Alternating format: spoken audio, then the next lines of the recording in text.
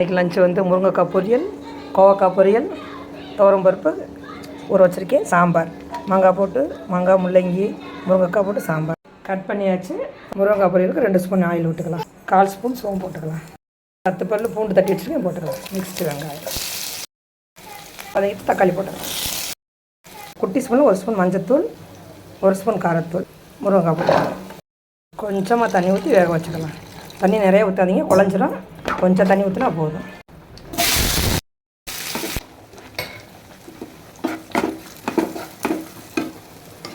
முருங்கைக்காய் நல்லா வந்துருச்சு. தேங்காய் துருவி போட்டு ஒரு கிளறி ஆஃப் பண்ணிடலாம். கோவக்காய் பொரியல் ரெடி ஆகிடுச்சு. தேங்காய் போட்டுக்கலாம். ரெடி ஆகிடுச்சு. ஒயிட் ரைஸ், மாங்காய் போட்ட சாம்பார், முருங்கைக்காய் பொரியல், கோவக்காய் பொரியல், ரசம், தயிர், ஆனியன், குக்கும்பர், பப்பாயா. முருங்கைக்காய் என்னோட ஸ்டைலில் பண்ணியிருக்கேன். ட்ரை பண்ணி பாருங்கள், ரொம்ப டேஸ்டியாக இருக்கும். வாங்க சாப்பிட்லாம்.